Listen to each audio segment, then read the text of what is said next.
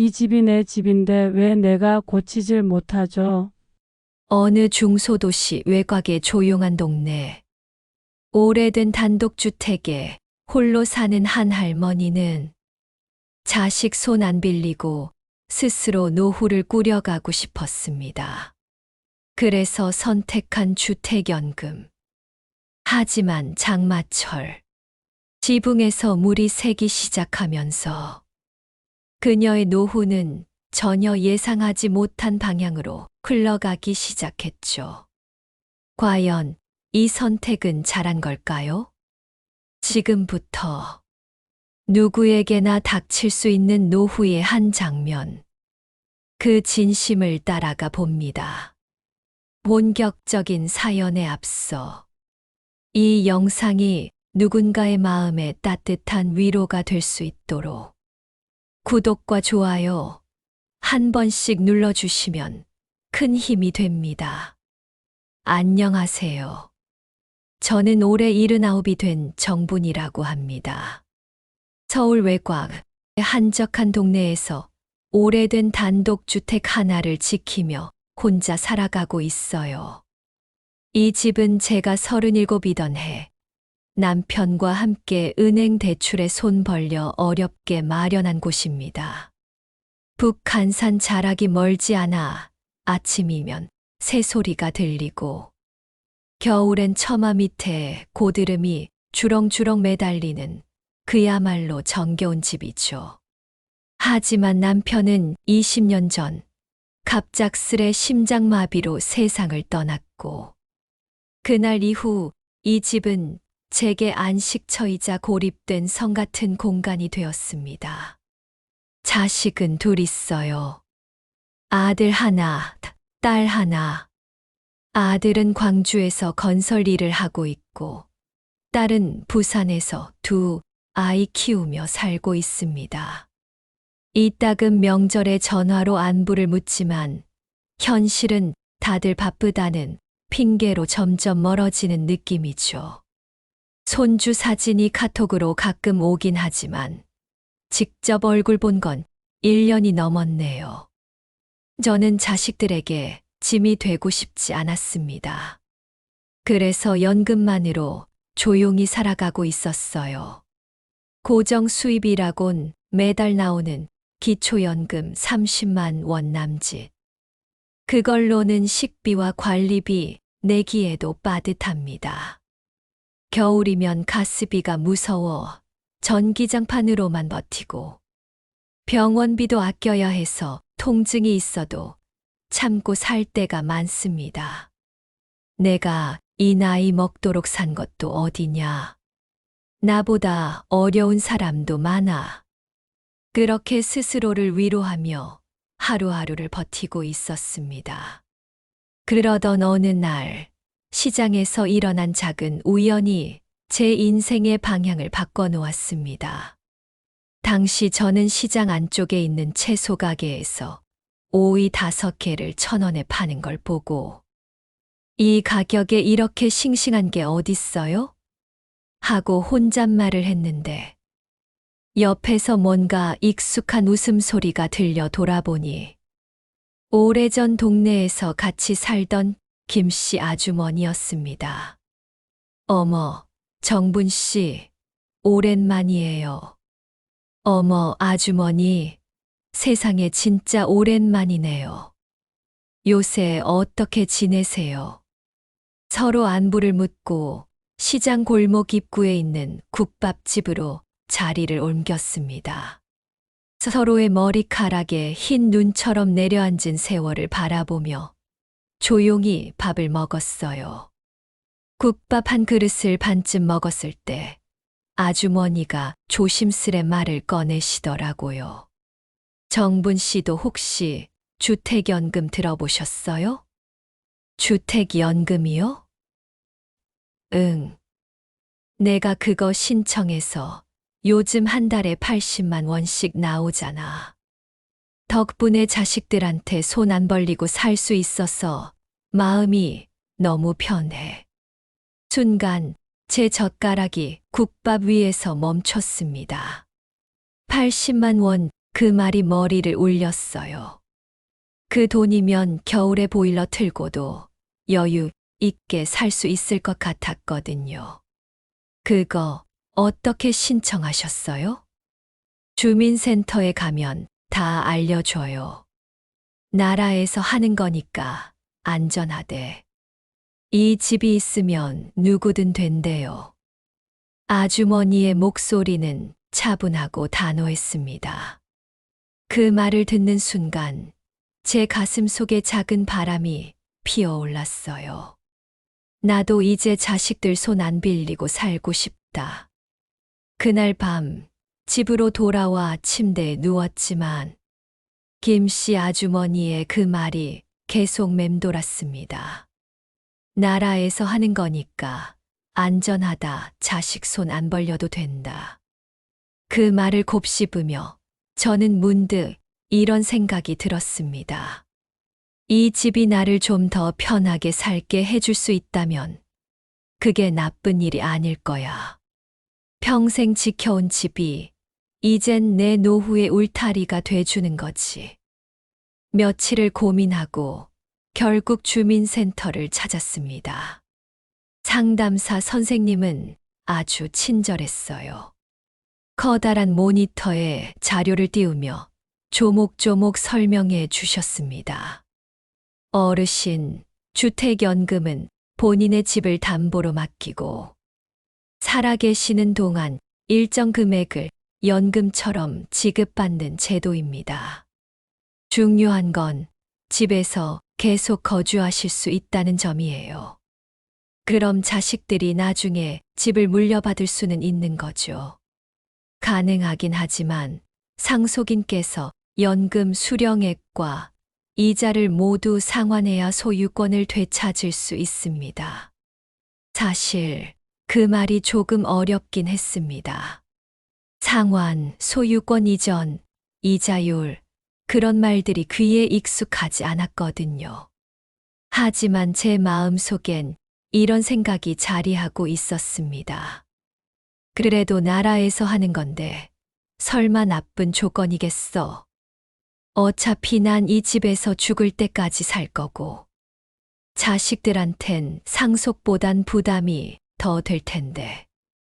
결국 계약서에 도장을 찍었습니다. 여러 서류를 작성하고 사인을 하고 몇 번의 확인을 거쳤죠. 그때도 솔직히 정확히 어떤 내용인지 다 이해하지는 못했습니다. 하지만 상담사 선생님의 말 한마디에 안심했어요. 어르신, 걱정 마세요. 이건 사기나 그런 게 아니라 정부에서 보장하는 공식 제도입니다. 많은 어르신들이 이미 받고 계세요. 그 말을 믿었습니다. 믿고 싶었습니다. 누구에게도 말하지 않고 자식에게도 알리지 않은 채 제 인생에 또 한 번의 결정을 내린 겁니다. 집으로 돌아오는 길, 눈앞에 보이던 정릉천의 물줄기가 유난히 따뜻해 보였습니다. 이제 나도 조금은 편하게 살 수 있겠지. 그렇게 저는 그 한마디 말에 마음이 기울었습니다. 그날 이후 저는 매일 아침 같은 시간에 눈을 뜨고 마치 어떤 의식을 치르듯 우편함을 열어보았습니다. 언제쯤 들어오려나. 처음 주택연금이 통장에 들어온 날, 은행 문자 메시지를 보는 순간 두 손으로 핸드폰을 꼭 쥐고는 한참을 멍하니 있었습니다. 정부님, 8월분 주택연금 80만 3천 원이 입금되었습니다. 눈앞이 살짝 흐릿해졌습니다. 진짜 들어왔네. 살면서 정부에서 이렇게 직접 저한테 뭔가를 준다는 게 처음이었거든요. 곧장 시장으로 나갔습니다. 그날은 평소에 못 사던 멸치 한 봉지랑 신선한 참외 한 박스를 샀어요. 그리고 김씨 아주머니네 집에도 들러 한 봉지 나눠드렸습니다. 어머, 이게 뭐예요, 정분 씨? 참해요. 오늘 연금 들어왔어요. 덕분이에요. 김 씨 아주머니는 활짝 웃으며 말했죠. 잘하셨어요. 이젠 좀 여유롭게 사셔요. 자식들 눈치 보지 말고. 그 말이 참 따뜻하게 들렸습니다. 하지만 기쁨만 있었던 건 아니었습니다. 계속 마음 한구석엔 자식들 생각이 맴돌았어요. 이걸 말해야 하나, 아니면 그냥 조용히 넘어갈까. 결국 말하지 않기로 했습니다. 말해봤자 괜히 걱정만 하겠지. 내가 혼자서 알아서 하는 건데. 그리고 어느 날 딸이 오랜만에 전화를 걸어왔습니다. 엄마, 요새 잘 지내세요? 응, 잘 지내지. 왜? 무슨 일 있니? 그냥 꿈에 엄마가 나와서. 아이고, 내가 무슨 귀신이냐. 꿈엔 왜 또 나오고 그래. 딸은 웃었지만 저는 속으로 찔렸습니다. 혹시 무언가 느꼈나 싶은 마음이었죠. 돈 필요하면 말하세요. 요새 형부도 조금 여유 생겼으니까. 아니야. 나 괜찮아. 오히려 요즘엔 조금씩 여유도 있어. 너네 걱정 안 해도 돼. 그 말이 거짓은 아니었습니다. 전보다 확실히 따뜻하게 살 수 있었고, 시장에 가서도 1,000원짜리 지폐를 꺼내는 손이 떨리지 않았어요. 하지만 마음속 어딘가엔 여전히 무거운 돌덩이 같은 게 있었습니다. 내가 잘한 걸까? 이제와 후회할 수는 없지만, 이게 정말 내 집이 맞는 건지, 아니면 어딘가 다른 주인의 이름이 적힌 종이에 서명만 하고 살아가는 건 아닌지, 그런 생각이 자꾸만 들었습니다. 그땐 몰랐습니다. 이제부터 제 선택이 어떤 의미였는지, 앞으로 어떤 일들이 기다리고 있는지를요. 주택연금을 받기 시작한 지 2달쯤 되었을 때였어요. 그동안 움켜쥐고 살던 제 삶이 조금씩 펴지기 시작했습니다. 처음으로 도시가스 난방을 켰습니다. 스위치를 누르며 괜히 죄 짓는 기분이 들어 손이 떨렸지만, 보일러가 두두둑 소리를 내며 돌아가는 순간 집 안 공기가 달라지더군요. 아, 따뜻하다. 방 안에 고요하게 번지는 온기. 그걸 느끼며 저는 몇 년 만에 전기장판 없이 이불 속에서 잠들었습니다. 그뿐만 아니었어요. 다리가 아파도 참고 넘겼던 병원도 제때 다니기 시작했고, 시장에 갈 때면 손주들 생각이 나서 간식거리도 하나둘 사서 보내곤 했죠. 며칠 후 딸에게서 연락이 왔습니다.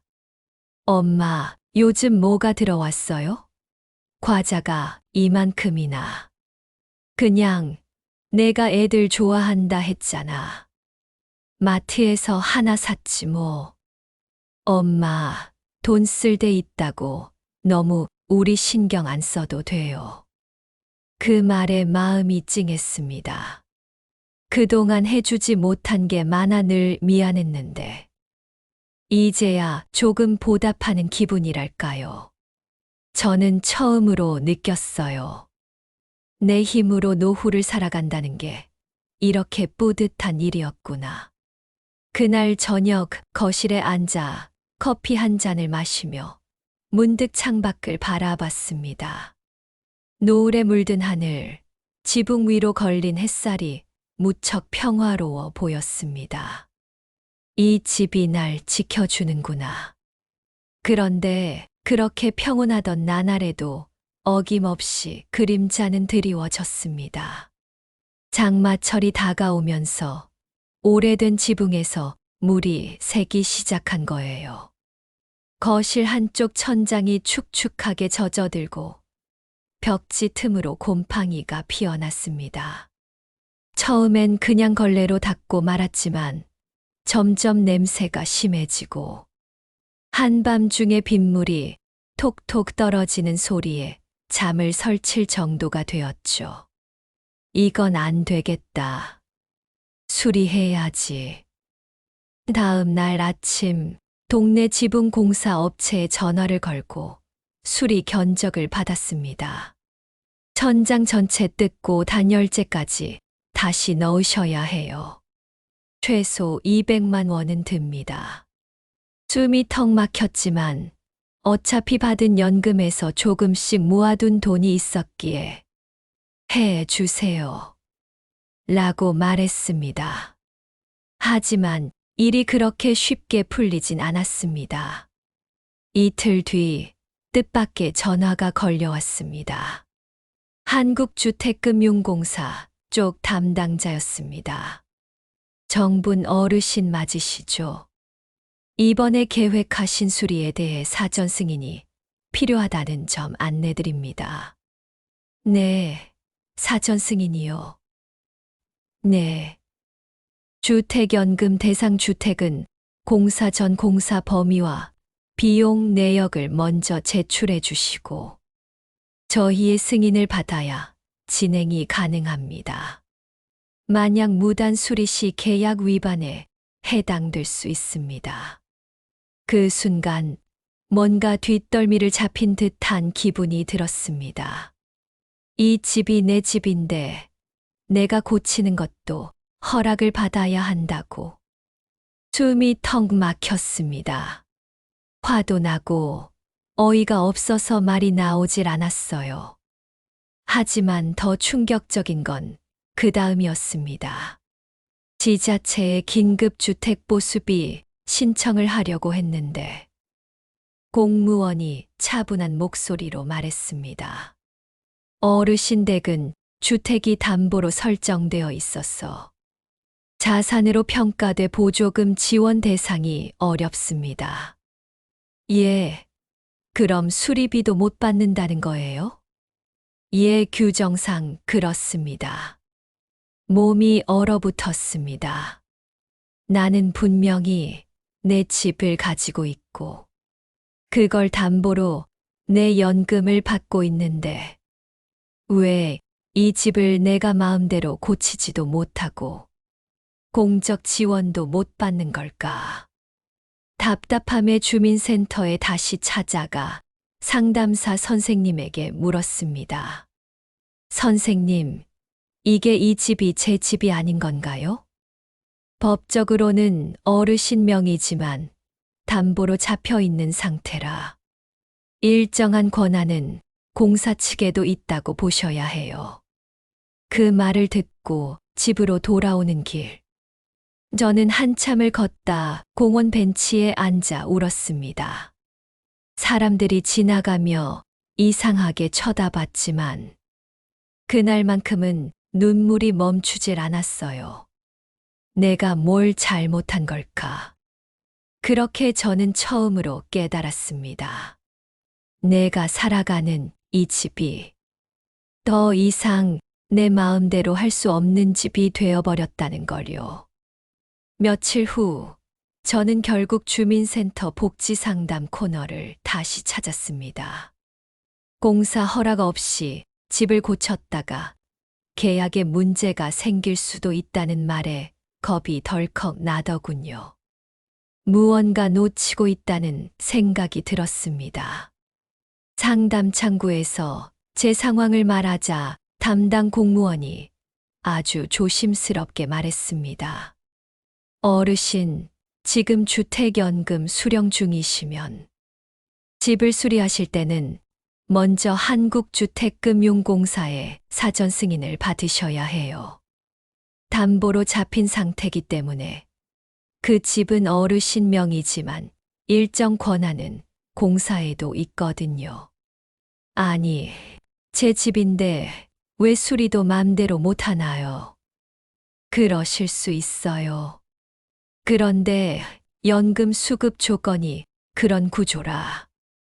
혹시 공사 쪽과는 직접 통화해 보셨어요? 아니요. 아무 연락도 못 받았어요. 그냥 제가 공사하려고 업체 부른 거예요. 그러면 먼저 견적서나 공사 범위서를 준비하셔서 공사 쪽에 전화하셔야 해요. 아니면 은행에 연락해도 되고요. 저는 그 자리에서 안내받은 번호로 전화를 걸었습니다. 1688-8114 주택금융공사 맞죠? 전화기 너머로 들리는 상담원의 목소리는 친절했지만 들려오는 설명은 제게 새로운 충격이었습니다. 어르신, 주택연금 대상 주택은 가치 평가와 담보 유지가 중요한 구조입니다. 따라서 증축이나 대규모 보수 시에는 사전에 공사 계획서와 견적서를 검토하고 내부 승인 절차를 거쳐야 합니다. 그럼 그걸 안 하면 어떻게 되나요? 사전 승인 없이 공사를 하시면 계약 위반으로 간주될 수 있고, 심할 경우 연금 지급이 일시 중지되거나 계약이 해지될 수 있습니다. 계약 해지요? 목소리가 떨렸습니다. 그건 정말 상상도 못했던 이야기였습니다. 단순히 지붕 좀 고치겠다고 했을 뿐인데, 연금이 중지된다니요. 이게 너무 복잡하네요.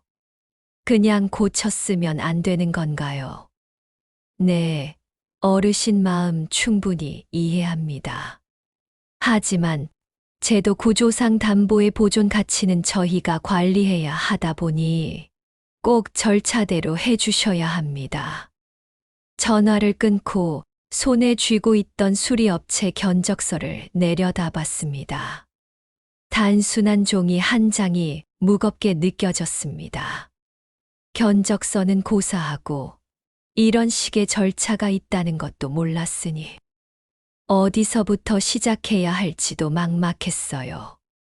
결국 저는 그날 공사업체에도 전화를 걸어 수리를 일단 보류한다고 했습니다. 전화기 너머의 젊은 소장은 씁쓸하게 웃으며 말하더군요. 어르신, 요즘은 그런 조건이 참 많아요. 근데 다들 계약할 땐 잘 모르시더라고요. 그래도 큰일 생기기 전에 알아두신 게 다행이네요. 그 말이 오히려 더 마음을 아프게 했습니다. 다들 잘 모르고 가입한다는 그 말이 저를 위로하면서도 동시에 날카로운 비수처럼 가슴을 찔렀거든요. 그날 저녁 혼자서 국을 데워 먹으며 이런 생각이 들었습니다. 이게 정말 내 집이 맞나? 이렇게까지 허락을 받아가며 살아야 하는 집이라면 내가 연금을 잘못 선택한 건 아닐까? 주택연금이라는 제도가 나쁘다는 생각은 들지 않았습니다. 덕분에 난방도 하고 병원도 다녔고 손주도 챙길 수 있었으니까요. 하지만 그것이 가진 조건과 제한들이 이제야 하나둘씩 제 삶의 그림자를 들이우는 듯 했습니다. 그때는 몰랐습니다. 내가 선택한 이 제도가 나에게 맞는 옷인지 아닌지를 말이죠. 하루하루 시간이 지날수록 집 안 구석구석이 무너져 내리는 게 눈에 보였습니다. 천장엔 얼룩이 번졌고 벽엔 곰팡이가 올라왔습니다. 바닥은 습기 때문에 꿉꿉했고 밤엔 냄새까지 났습니다. 문제는 그게 끝이 아니었습니다. 어느 날 아침 세수를 하려고 허리를 숙이는 순간 갑자기 등허리가 찢어지는 듯한 통증이 왔습니다. 처음엔 그냥 삐끗한 건 줄 알았습니다. 진통제 하나 먹고 파스를 붙이고 이틀을 버텼죠. 하지만 시간이 갈수록 통증은 점점 심해졌습니다. 설거지를 할 때도, 계단을 오를 때도, 숨을 쉴 때조차 허리가 욱신거렸습니다. 결국 가까운 정형외과에 들렀습니다. 의사 선생님은 엑스레이를 한참 들여다보더니 조심스럽게 말했습니다. 어르신, 이건 단순한 염좌가 아닙니다. 허리 디스크가 꽤 심하게 밀려 있습니다. 수술을 심각하게 고려하셔야 해요.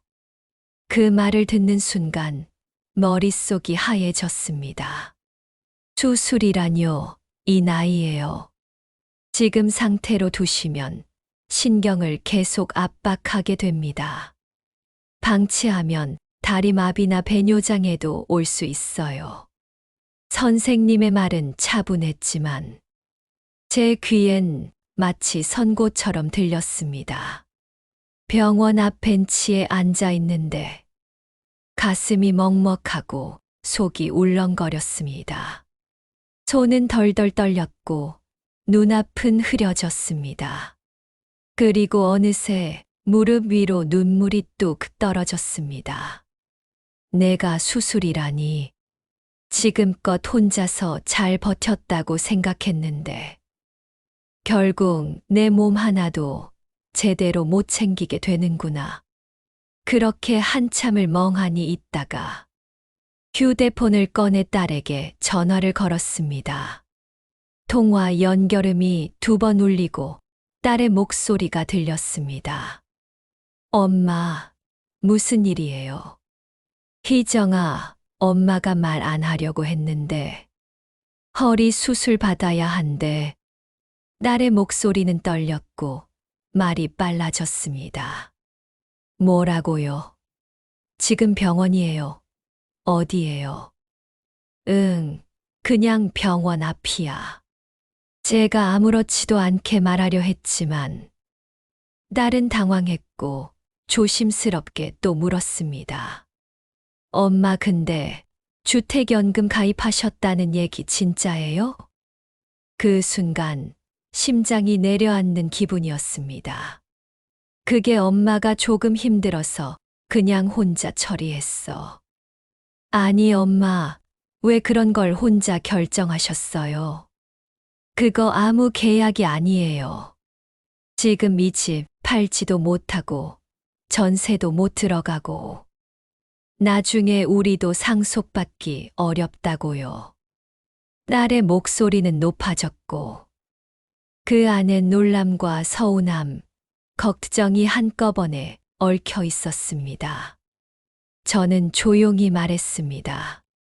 너희 힘들까봐 엄마가 걱정돼서 그랬어. 부담 주기 싫었어. 하지만 그 말은 위로가 되지 않았습니다. 오히려 딸의 한숨만 깊어졌습니다. 엄마, 그런 건 상의하고 결정했어야죠. 가족인데 왜 혼자 짊어지세요? 그날 밤 딸과 사위가 급히 서울로 올라왔습니다. 집에 들어온 딸은 곰팡이 핀 벽과 습기 찬 바닥을 보며 한참 말을 잇지 못했습니다. 엄마, 이렇게 된 줄은 몰랐어요. 그 말에 저는 눈을 피하며 고개를 숙였습니다. 딸은 조용하지만 단호하게 말했습니다. 주택연금이 나쁘다기보다 엄마한테 맞는 제도가 아니었을 수도 있어요. 지금부터라도 우리 같이 알아봐요. 그렇게 저는 처음으로 딸의 손을 잡고 주민센터를 찾았습니다. 복지 상담사 선생님은 제 이야기를 조용히 듣고 차근차근 설명을 이어가셨습니다. 어르신, 주택연금은 정부가 고령자분들의 생활 안정을 돕기 위해 만든 제도입니다. 다만 누구에게나 무조건 좋은 건 아닙니다. 해지 시에는 지금까지 받은 금액과 이자를 모두 반납해야 하고 사망 후 자녀가 상속을 받기 위해선 연금과 이자 전액을 먼저 상환해야 하죠. 또한 주택연금을 받고 계신 동안은 기초연금이 줄어들 수도 있고, 요양병원에 장기 입원하시게 되면 일정 기간 후 연금 지급이 정지될 수도 있습니다. 처음 듣는 이야기에 저는 얼이 빠졌습니다. 딸도 말없이 고개를 끄덕이며 제 손을 꼭 잡았습니다. 그 손을 잡고 있는 동안 제 마음 한켠이 녹아내리는 듯 했습니다. 그동안 나는 뭘 그렇게 혼자 하려 했을까? 가족에게 의지하는 게 그렇게 어려운 일이었나? 그날 밤, 식탁에 둘러앉아 된장찌개를 나눠 먹으며 저는 조용히 결심했습니다. 이제 혼자 판단하지 않기로요. 다음부터는 무조건 묻기로요. 자식에게도, 복지사 선생님에게도, 내 곁에 있는 사람들에게도요. 나 혼자 끌어안는 노후는 더 이상 살고 싶지 않았습니다. 그날 밤, 딸이 잠든 뒤 저는 거실 소파에 가만히 앉아 있었습니다. 방 안은 조용했고, 창밖으로는 늦은 여름 비가 조용히 내리고 있었죠. 어쩐지 그 빗소리가 제 마음 속에서도 흐르는 것 같았습니다. 낡은 거실 벽에 기대어 앉아 이 집에서 지내온 지난 시간들을 되돌아보았습니다.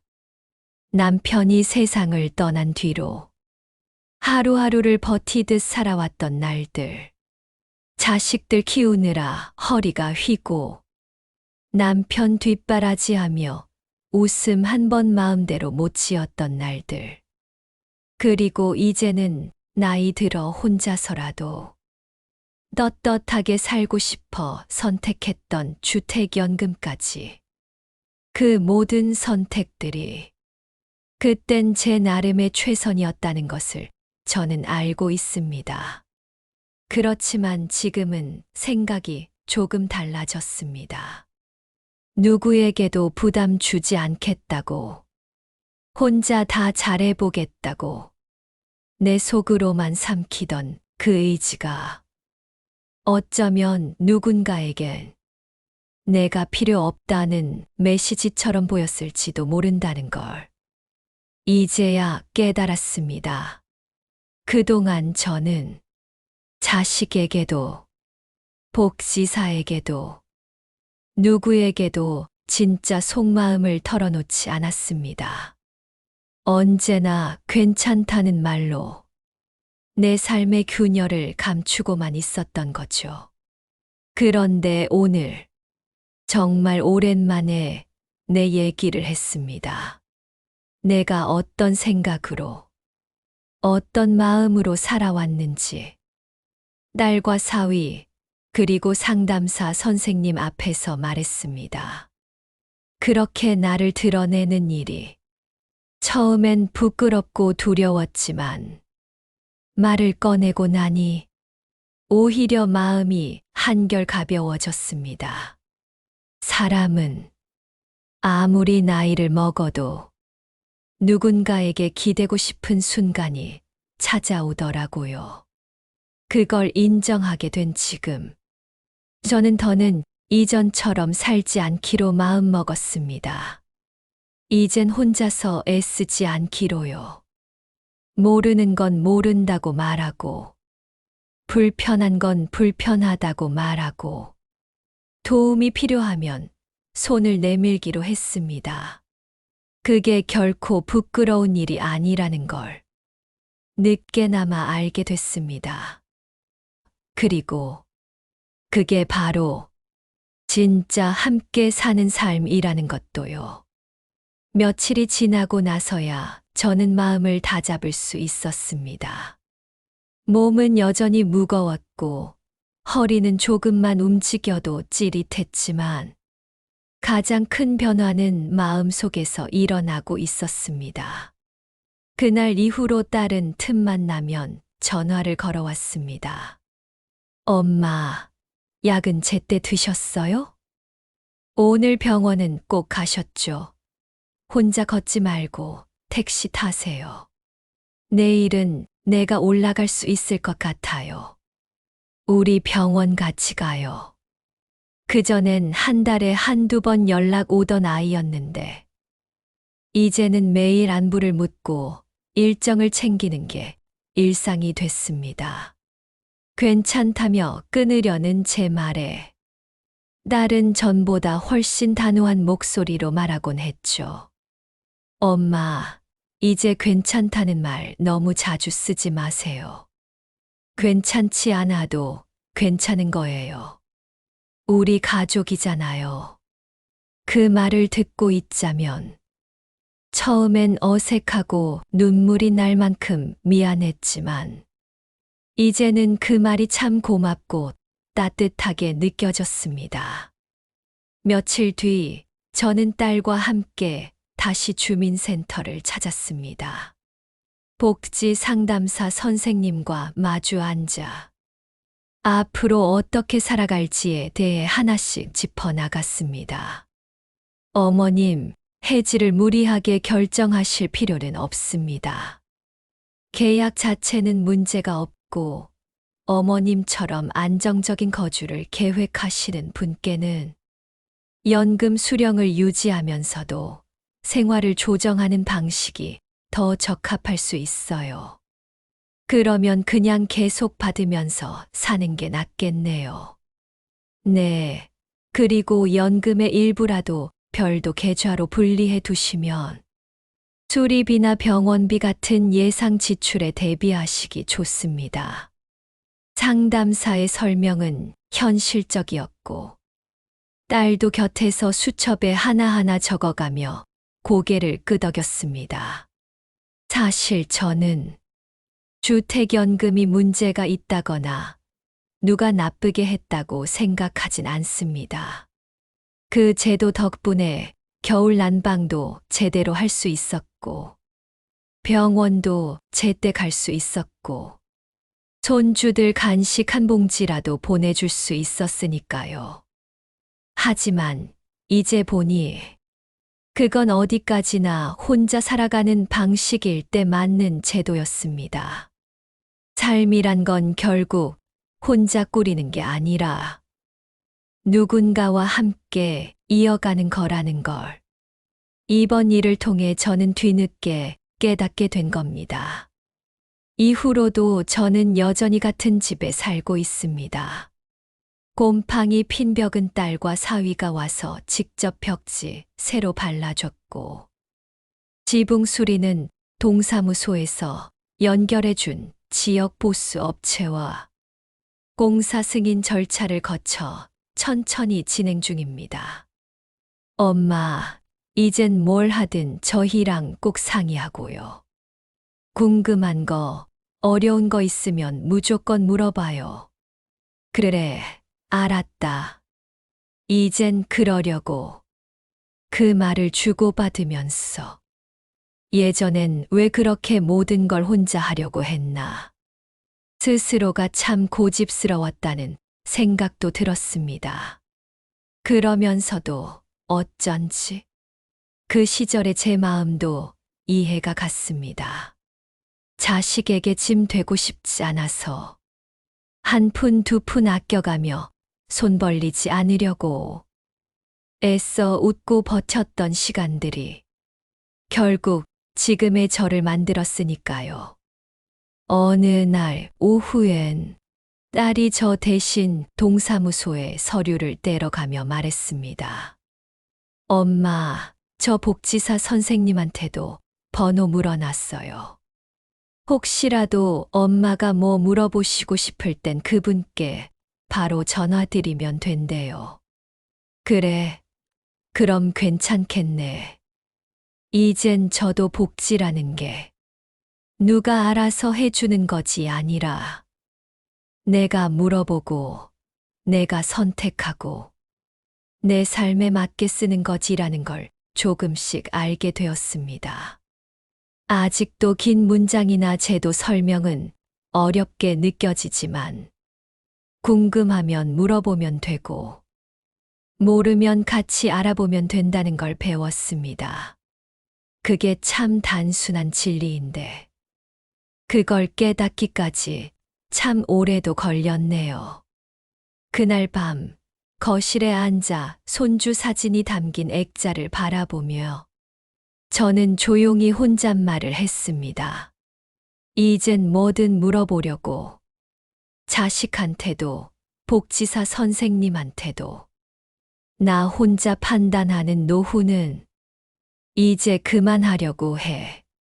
창밖엔 바람이 불고 있었고, 그 바람에 찬기가 실려 있었지만, 왠지 제 마음은 오래간만에 따뜻했습니다. 지금도 저는 매달 들어오는 연금으로 아침 반찬을 사기도 하고, 버스를 타고 복지관 노래교실에도 다닙니다. 그리고 가끔은 딸과 손주가 찾아와 그 작은 거실을 북적이게 만들어줍니다. 무언가 완벽하게 해결된 건 아닙니다. 앞으로도 걱정은 생기겠죠. 하지만 이젠 압니다. 내가 혼자가 아니라는 사실만으로도 노후는 훨씬 덜 외롭고 훨씬 더 따뜻해질 수 있다는 것을요. 이 이야기는 우리가 얼마나 쉽게 혼자 괜찮다고 말하며 진짜 필요한 도움을 놓치고 살아가는지를 보여줍니다. 복지는 누군가를 위한 특별한 제도가 아니라 바로 내 삶을 위한 기회일 수 있습니다. 지금 당신이 고민하고 있는 어떤 선택도 혼자 짊어질 필요는 없습니다.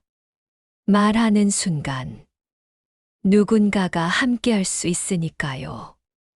이 영상이 도움이 되셨다면 좋아요와 구독 부탁드립니다.